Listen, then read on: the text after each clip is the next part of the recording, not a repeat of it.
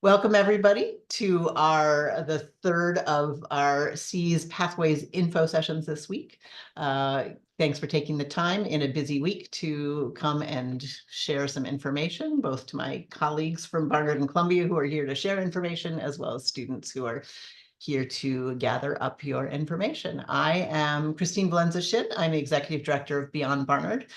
Beyond Barnard has two roles in the 4+1 pathways. We are the administrative liaison and provide administrative support for the process. And so that puts us into contact with our Barnard faculty leads, the Barnard registrar, and other departments across the college, but also in contact with our colleagues over at Columbia in the master's programs, both administrators and faculty. And then our second role is to help with advising support. Beyond Barnard, it helps with advising support for all students interested in graduate school, whether that's through a 4+1 pathway or immediately upon graduating or a few or many years afterwards. So we sort of have those dual roles, and I'll tell you a little bit more about that in a moment. I'm going to have people introduce themselves as we go along rather than taking time right here at the beginning. But what we'll be covering today is a quick overview of the C's 4+1 pathways in general and how the advising breaks down, advising and support. And then we'll go over the application timeline and process. We usually have a mix in the room of first years and sophomores who are not yet applying but are thinking ahead. And it's always helpful to know what you'll need to expect. And we also generally have some juniors who are getting ready to submit their application in mid-February. And then we will talk about some of the specific pathways: chemical engineering, biomedical engineering, civil, electrical, and mechanical engineering. And as I mentioned, leave time at the end for Q&A. So the accelerated 4+1 pathways between Barnard and Columbia allow students to efficiently combine an undergraduate liberal arts education at Barnard with a master's degree at Columbia. We have developed partnerships over the last 7 years or so with 5 different schools at Columbia: the Mailman School of Public Health, SEPA, the Harriman Institute, the QMSS program, Quantitative Methods in Social Science, that's part of the Graduate School of Arts and Science, and last but not least, and our focus today, the School of Engineering and Applied Science. So as I mentioned, we've been having these info sessions all week. Today's session focuses on chemical engineering, biomedical engineering, and civil, electrical, and mechanical engineering. The other pathways that are available at C's are the industrial engineering and operations research, or IEOR, and computer science. So and this tells you a little bit of information about which majors best align, and in some cases must align with the 4+1, but there is some flexibility, especially in the biomedical engineering pathway, and we'll hear more about that shortly. All right. Oops. So just a little bit of an overview of how the advising and support works for you as you go through the process. So Beyond Barnard, we play a role sort of here at the beginning. We meet with a lot of first years and sophomores who are thinking about the pathways and are here to talk to you about how the passable pathways fit with both your academic interests and your potential career goals. And also to give you the sort of general overview of application requirements and timeline. And then when you are actively applying, sometimes people get started in the spring of their sophomore year, fall of their junior year. We are here, as I mentioned, for application support. We can review personal statements and your resume or CV, talk you through who you might want to ask for references, and just general questions about the application process and how to submit a strong application to the programs. The Barnard faculty leads are, and your major advisor, are there for your academic questions. And that is can be particularly important for the C's pathways, because there are a lot of prerequisites before being able to start the master's programs in your 4th year, in that overlapping year, and then continuing into the 5th year as full-time C students. They'll review your academic progress and talk through and help you plan how you'll finish your requirements at Barnard, and then talk about your major and minor interests, requirements, and electives, and other academic goals as they relate to the 4+1 pathway, and how you will complete the MS requirements in years 4 and 5. So help you sort of map it out and answer some of the very specific questions about requirements and your particular situation.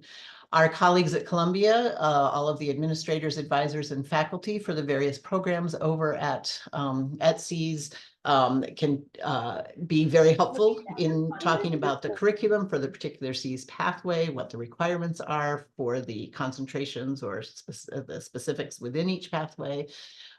If you run into issues with actual application logistics, you're applying actually through the School of Engineering, and so they are the people to reach out to if you're having logistical issues. And then also can give more detailed information. All of us can talk to you about possible career pathways and in a SEAS degree can open up and what you're thinking about, but they have the most contact, obviously, with graduate students and what the graduate students go on to do. And that can be a particularly helpful area for guidance as well.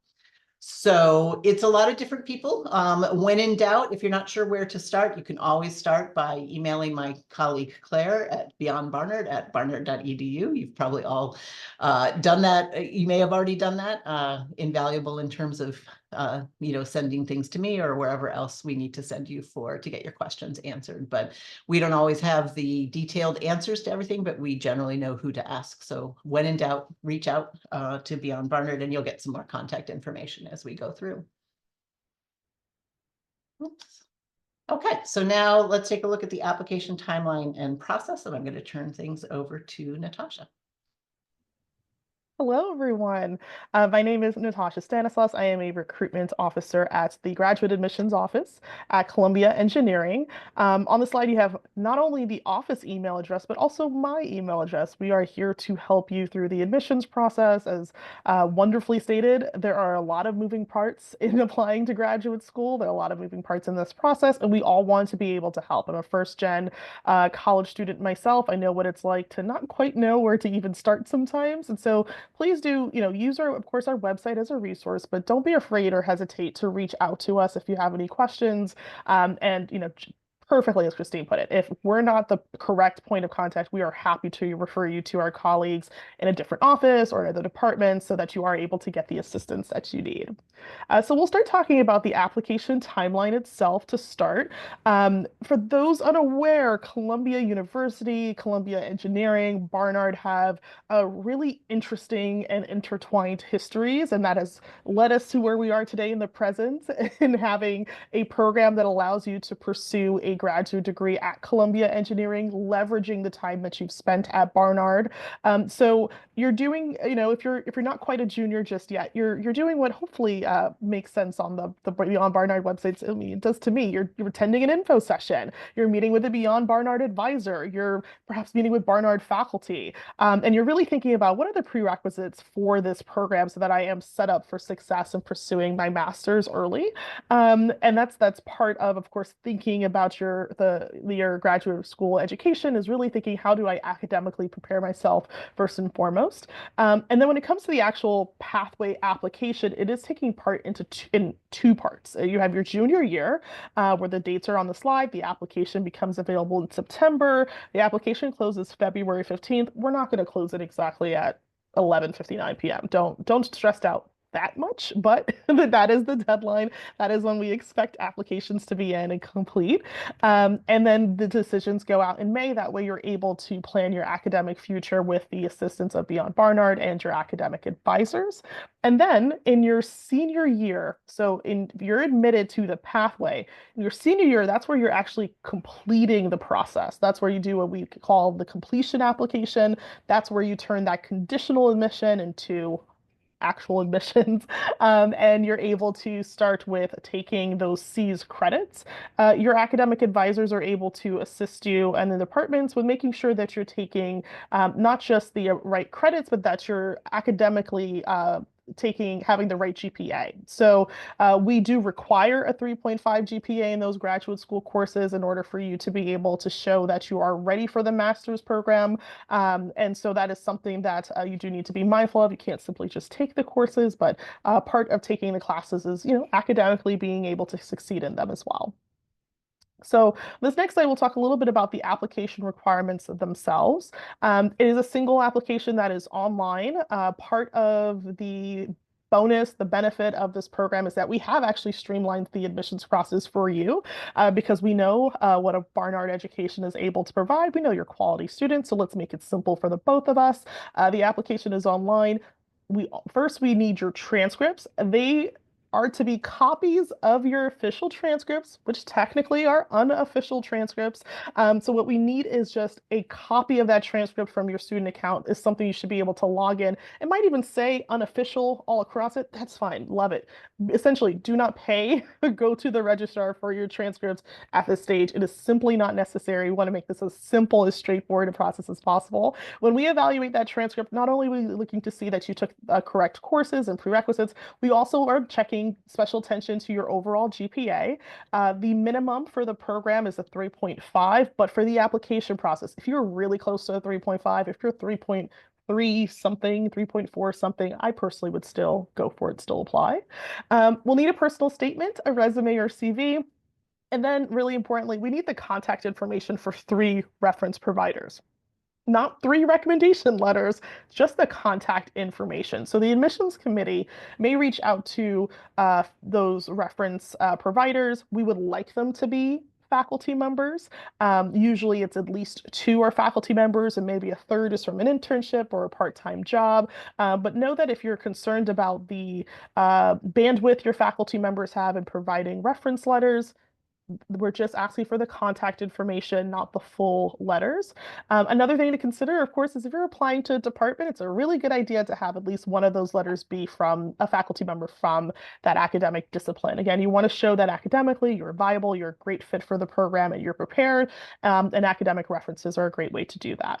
And then 2 more things with the application requirements. We have completely waived the standardized testing requirement and waived the application fee. So for our other candidates, they may have to go through a prolonged process to either have an application fee waiver. The GRE for them is optional, so sometimes they may submit it, sometimes they may not. For Barnard students, we're saying from the jump, it's waived. So that's another thing to consider in terms of the actual program itself, that part of the process has been streamlined for you. That makes it easier, of course, for you to pursue your graduate school education. And before I conclude, we'll talk about some of the frequently asked questions that come up with the admissions process. And the first one, the big one is my admission to the MS program from the pathway guaranteed? So it's technically not. Essentially, you're pursuing conditional admission, but as long as you're following your advisor's direction and keeping your 3.5 GPA during that senior year, it is designed because we want Barnard students. I know sometimes students ask questions like how many applications are coming in and how big is the program? And we really are integrating students that come in through this pathway into our master's degree programs. And so know that it is our goal to increase your presence. We're not necessarily looking to trick you into not being part of the program, but to be clear, in order to secure that admission, the GPA and taking the right classes would be the way to do it. Another really big question, will I be considered for funding for the MS program? It's important to keep in mind that funding for graduate degrees is different than funding for undergraduate degrees. So at the base level, for those who currently receive funding through the FAFSA, if you're a US citizen or permanent resident, the government funding is just not available for graduate programs. So there's not a nice financial aid package that gets built for you based on your demonstrated need. It's a completely separate process in terms of pursuing aid. Essentially, most of our Masters of Science students are using they're self-funding their degrees. They're either using their savings or they're taking out loans for the master's program. That being said, we do offer funding opportunities. They're designed to support students from underrepresented backgrounds. Beyond Barnard might also be familiar with some opportunities that might assist you with your graduate education. And so it's really important that you still apply for those at the point of applying into your master's program so that you're able to have as many fellowships and funding opportunities available to you as possible. And the last question I've got, what other application options are available? It's, of course, you are all wonderful and ambitious students. Sometimes you decide to go on into industry first. Maybe you want some work experience. Maybe you want to take additional coursework elsewhere before pursuing a full master's program. And sometimes students ask, well, what else is available to me if I don't think this pathway makes the most sense for me? Maybe you're past your junior year, or maybe you're, thinking of something else. But what we have is an MS Express application. That's for graduates of Columbia University, undergraduates of Columbia University, Barnard General Studies, Columbia College, so that you're able to pursue essentially a very similar admissions process, somewhat streamlined, somewhat shortened, in order to apply within, say, 3 years of graduation. So again, the experience is going to be different for you because you're not quite taking classes while a senior at Barnard. But if you are looking for a way to streamline your graduate school application process, then the MS Express might make sense for you if the pathway is not for you. So that's it from me. I will be sticking around in the chat if any questions come up. Happy to come back on mic if necessary to clarify anything. But I think moving forward, the bigger components of the application process are really making sure that you're prepared academically with each of the academic departments that will be coming up next. Great, thank you, Natasha. And so, yes, let's move on to getting into the specifics of some of these different specific departments and pathways. So we'll start with chemical engineering and start with faculty lead for chemical engineering pathway, Professor Austin. Okay, thank you, Christine. Hi, everyone. I'm Rachel Nerhood Austin. I'm a professor in the chemistry department, and I've been the faculty lead in this chemical engineering 4+1 program since its inception. So this is a pretty distinctive pathway. What it really does is it creates a variant of our regular chemistry major, where we've just swapped out a few courses that are normally required for a chemistry major for some that will better prepare you to pursue your master's degree in your 5th year. So if you want to go to the next slide, Christine, we can, and can you click on that link for us? And then not remind everybody that we have limited campus access, because I think everybody knows that.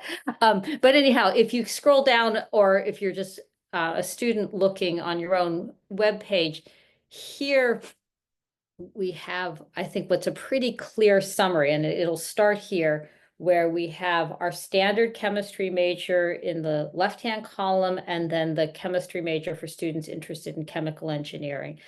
And so most of the courses are the same. When you get up to quantitative analysis lab, that takes you through your sophomore year. So the first 2 years of these paths are the same.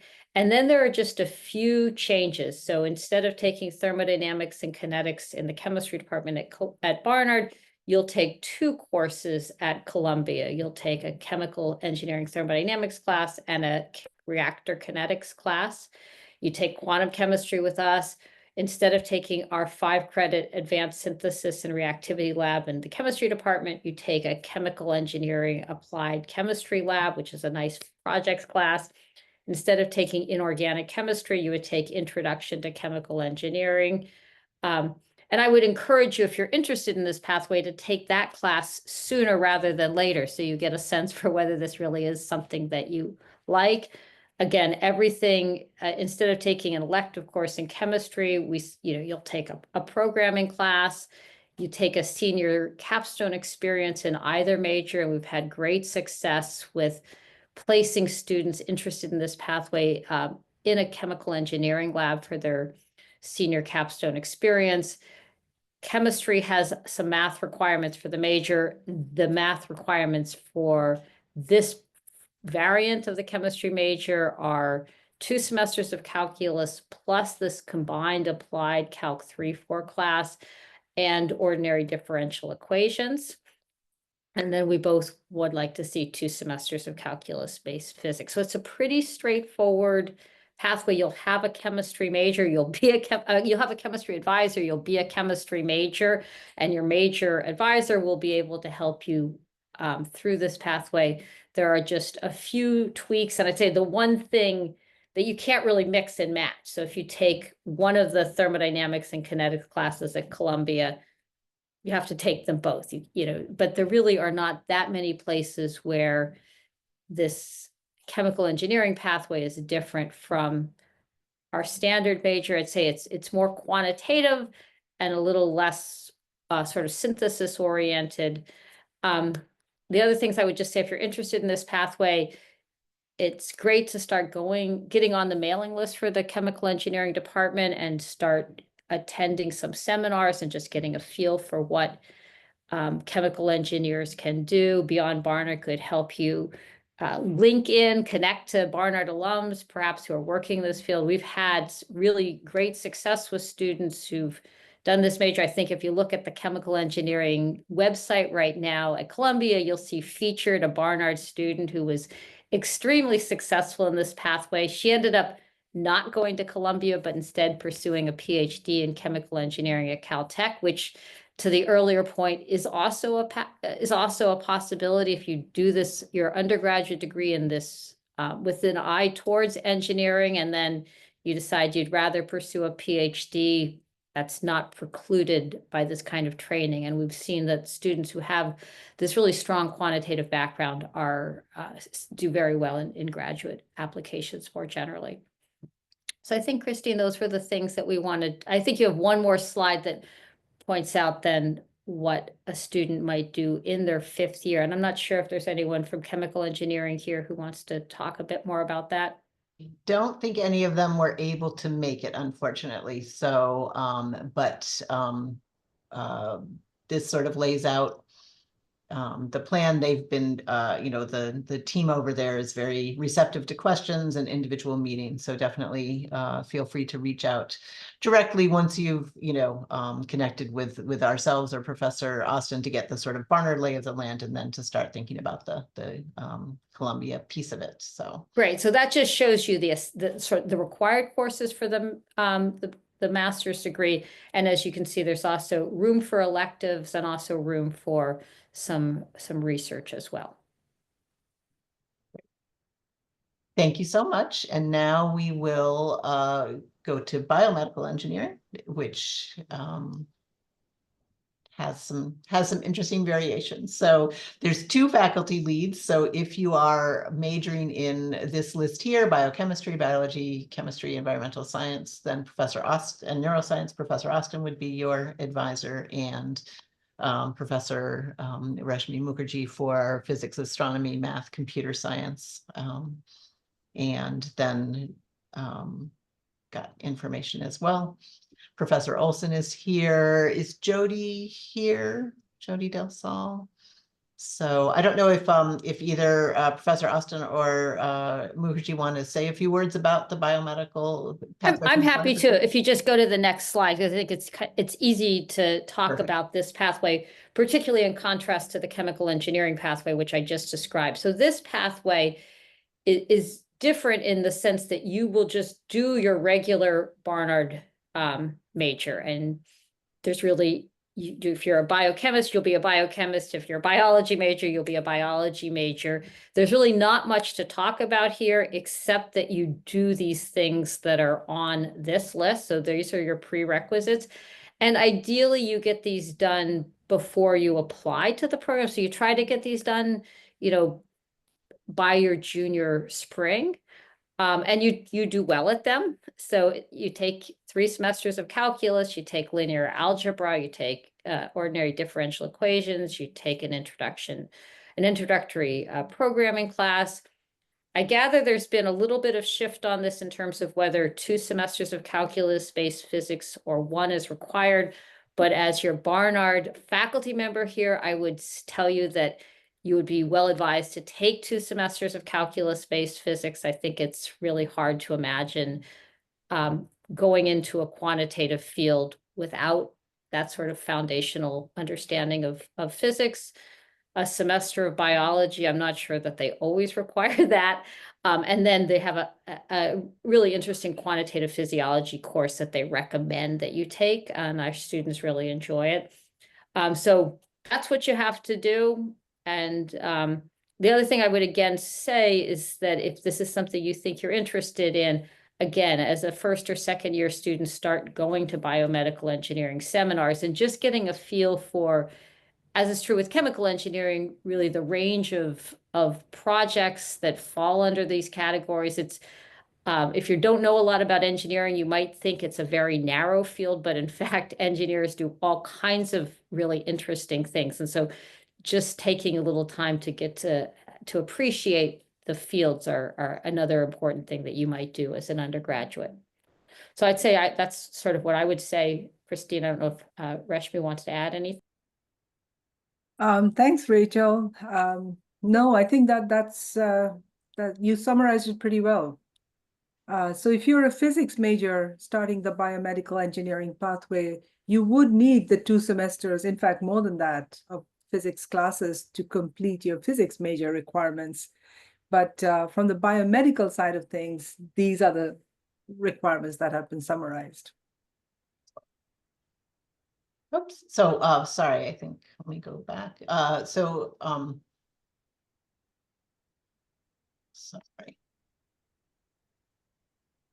Professor Olson is Yeah, here, sorry. right? So I don't know if Yeah, I can didn't really have a say- separate slide, but if we would love to hear from the Columbia side, anything you want to add either to the Sure. prerequisites or to talk about the program in general, that would be great. Yeah, I can just say a couple things. One is, as Rachel noted, we've changed the the physics requirement to 1 semester. That was really just to align it with what we have for the incoming, like master's students from, everywhere. And the thing is, biomedical engineering is a very diverse field. Most students would have had 2 semesters of physics. You're right. But we don't make it a hard and fast requirement. And another thing is there's a nice math class in engineering that combines the ordinary differential equations and the linear algebra. If you are strapped for, credit hours, you could look into that class. It's APMA E2101, Introduction to Applied Mathematics. And also, I guess there are biomedical engineering professors up here at the medical center where I am, and there's quite a broad number of professors who are affiliated with the department. And if you're a student who, wants to do summer research or something, you could get into biomedical engineering also in that way and see what your interests are by, looking through the faculty members. And if you're thinking of doing some summer research, I've had Barnard students do research here in the summer, and that's a nice way for them to get, into the department. So I think that's all I wanted to add. Okay, do you need me to click through to the curriculum requirements, or did you have any other general info, or you're good? In terms of the requirements, I think the only change is the strict requirement is only 1 semester of physics, and then this math can be there's a substitution that can be done if someone's interested. And yeah, that's it. Thank you so much. Sure. So now I know I'm lumping three paths together, civil, electrical, and mechanical that are very different. So we will break those out as we move on, but turn things over to Professor Mukherjee to give the sort of Barnard side of things, and then bring in some of our Columbia colleagues to talk about the specific pathways as well.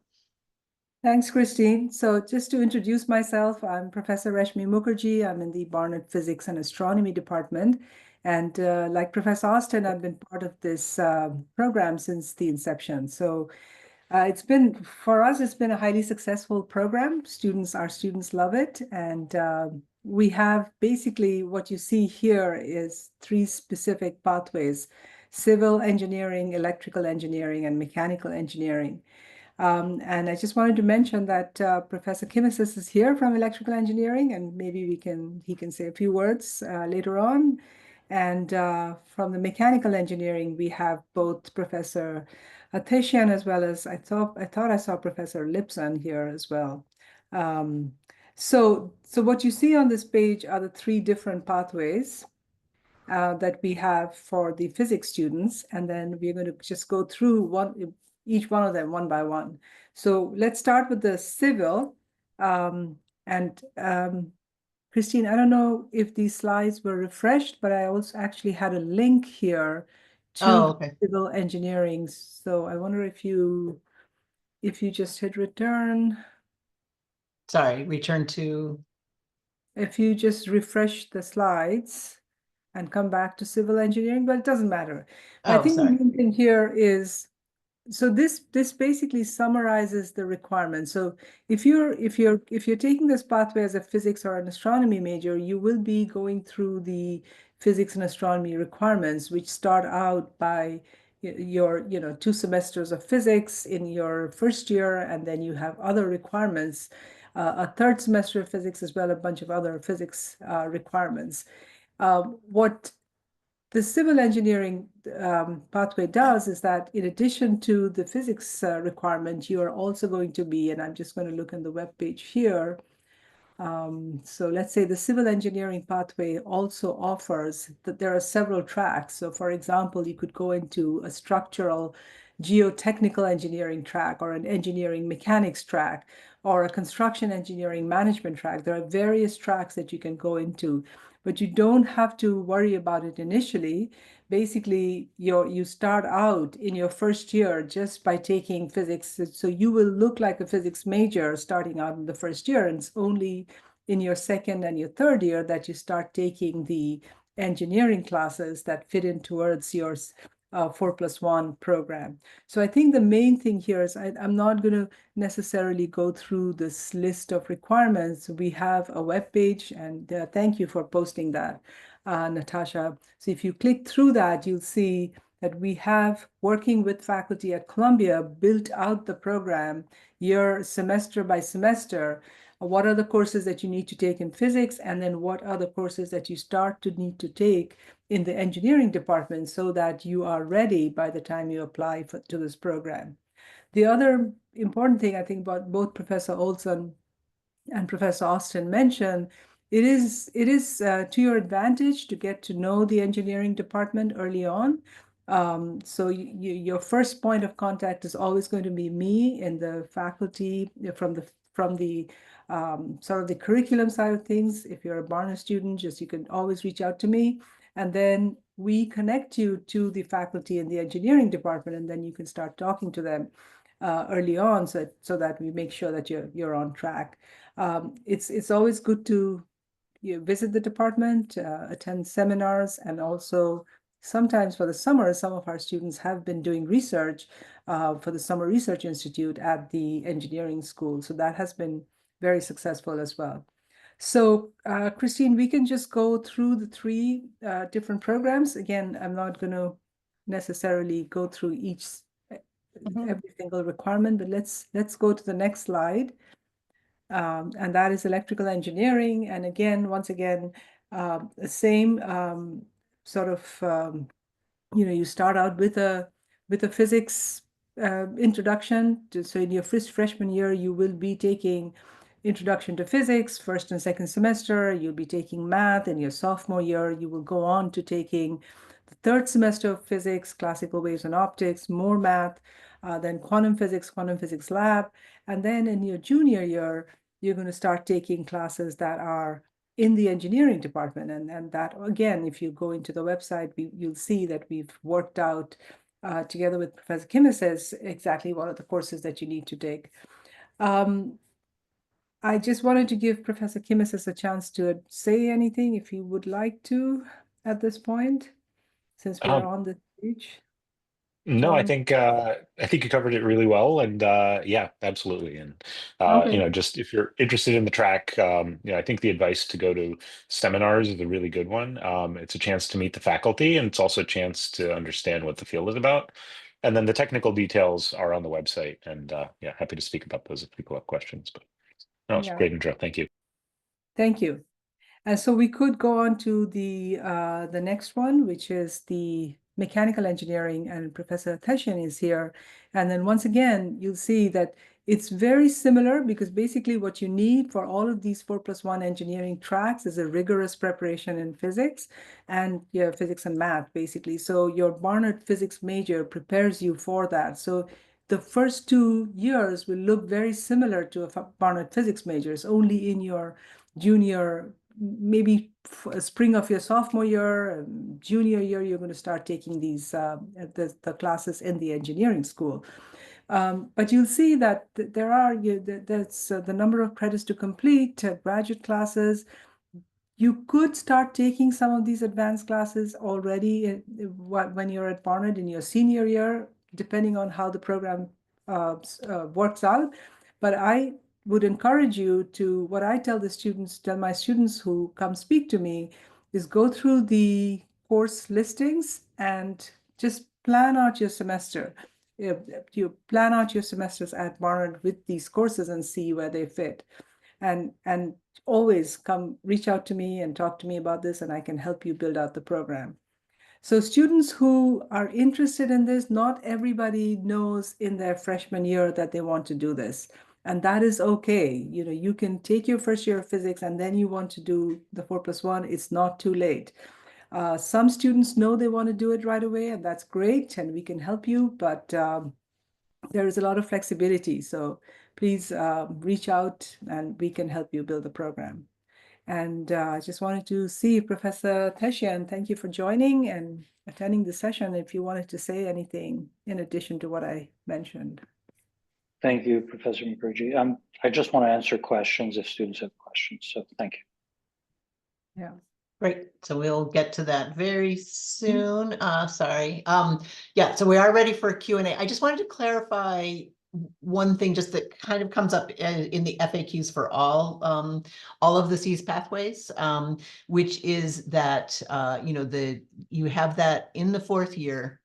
Generally speaking, you're overlapping. You're still officially a Barnard student, and you're registering through Barnard. If you're on financial aid, you're still receiving financial aid, you're paying tuition to Barnard, you're living on campus, eating on campus, you're still officially a Barnard student. Any courses you can take anywhere from 0 to 15 credits towards the master's degree if you have room in your program. But as Professor Mukherjee and several others have pointed out, you need to plan that carefully, make sure that it fits into what you need to be doing to complete your Barnard degree, and think about your senior year and the balance and all of that.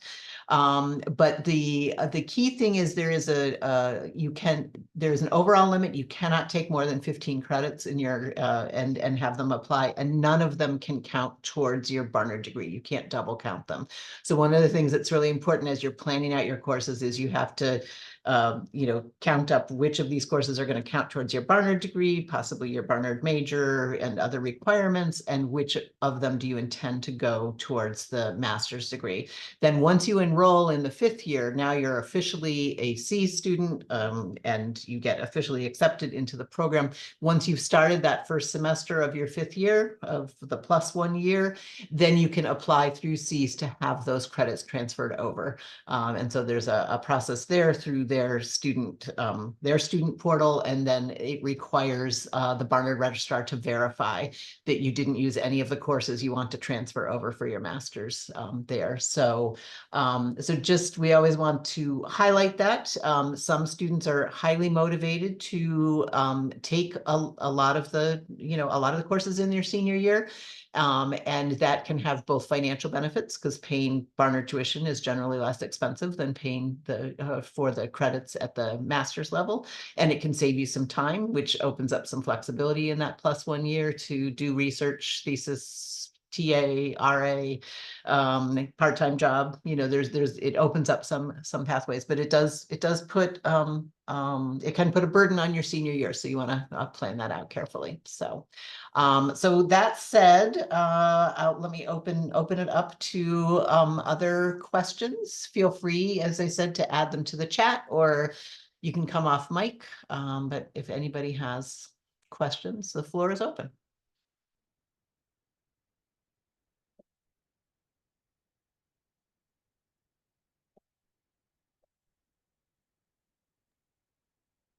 I had a question about the 4+1 biomedical engineering program, if possible.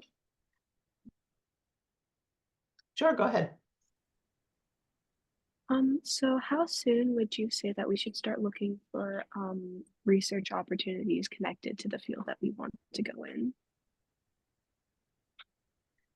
So are you a first-year student?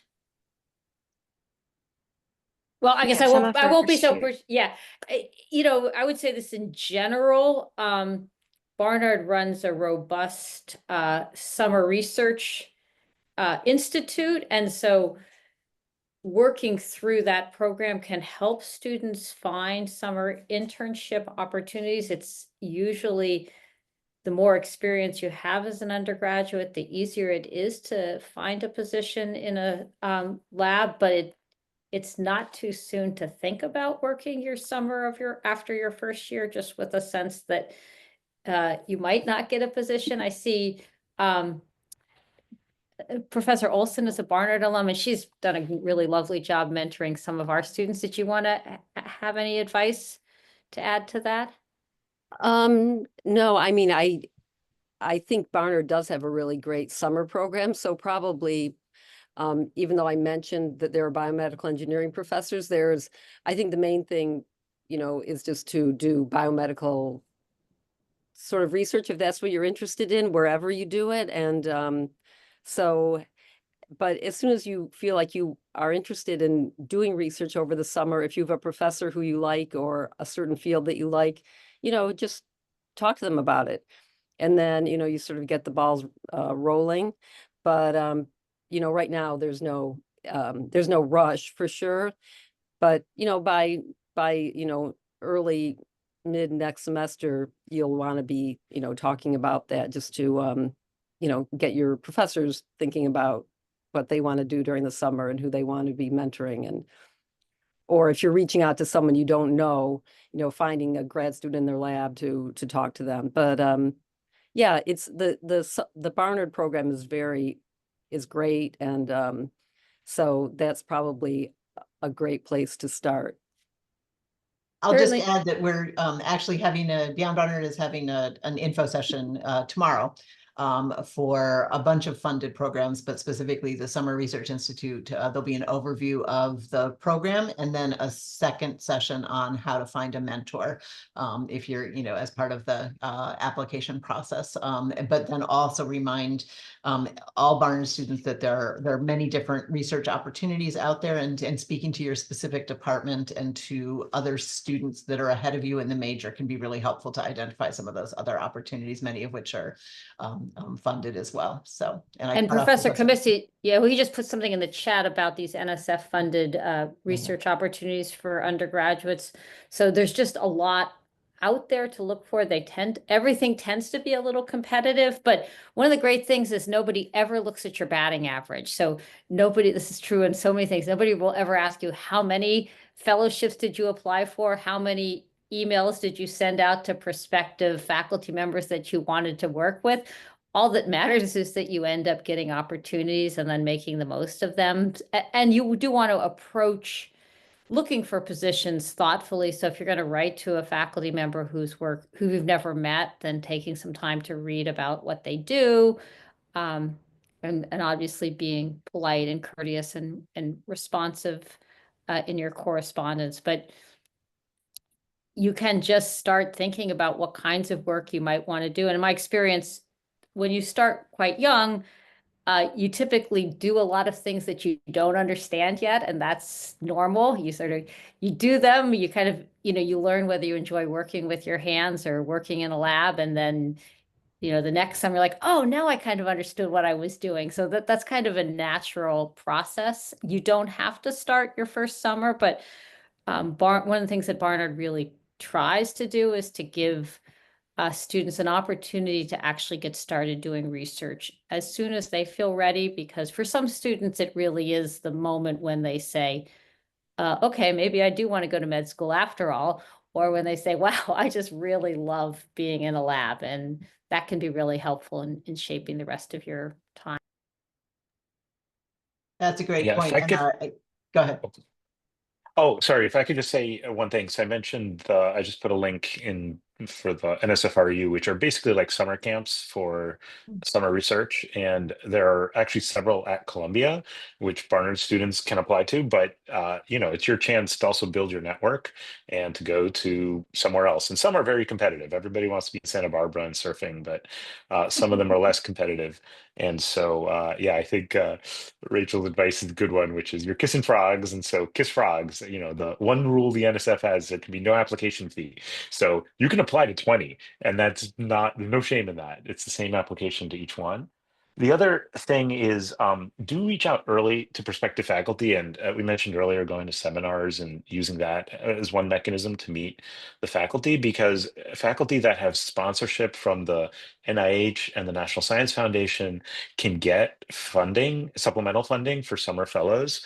But that process takes a little while. And so, if you can start to make those relationships in January or maybe early February, usually that paperwork has to go in by the beginning of March, and then it takes maybe a month for them to get an answer.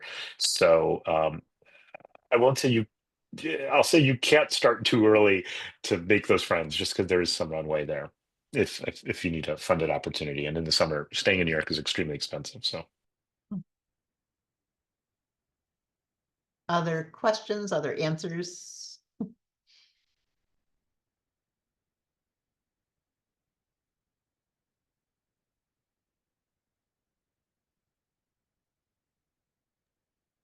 all right, to stimulate people, I'll say that link also includes some international sites. So if you're looking to go overseas, but it is limited, unfortunately, to US citizens and permanent residents. So if you're a foreign student, that's a little more of a complexity. Although I have seen foreign students use programs in their home countries, which is an option as well.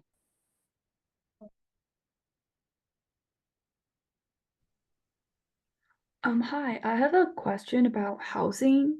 So do we get guaranteed housing or we like go into a lottery or do we get like priority in housing? If you do the Barnard Summer Research Institute, if you're accepted into that, then you, yes, you apply for summer housing and you're guaranteed housing, and I'm Oh no, gonna say I it's subsidized. I think- actually mean the 4+1, the additional 1 year. Oh, no. Oh, okay, I see. And also like for foreign students, does SEAS provide any kinds of financial aid or scholarship? The master's program is pretty much self-funded for everyone, international or not. Okay, I see. Thank you. But sometimes the- people in foreign countries do get their home countries to their fellowships from their home countries. That's not that uncommon, but that's something you find independently, on your own. Yes, and the graduate admissions office from SEAS will send out automatically once you're in our system if you have a certain citizenship and we know of a country that does have a great opportunity like that, or if there's something internal, again, that's typically for more underrepresented populations, we'll be sure to send that out as well. But it is really important to think of this as while we've made certain things a little bit streamlined, it's still very much graduate school. And regardless of your citizenship, there is an expectation that students are self-funding. But when I say self-funding, I personally mean you also have to take an action to find that funding. So if you're not saving and if you're not taking out loans, you have to take something on to find that external aid. It's not submitting the FAFSA or the CSS profile and getting a package. And that's really important to keep in mind.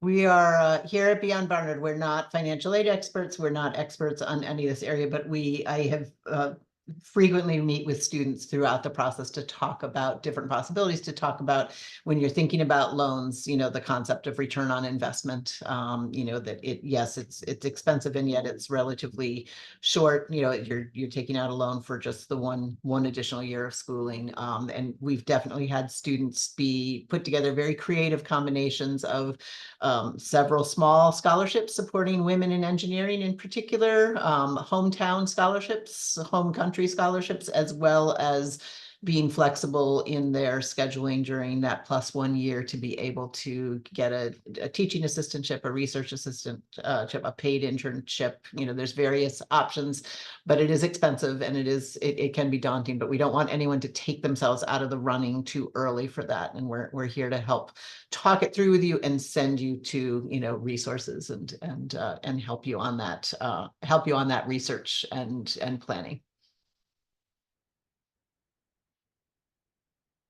Any other questions?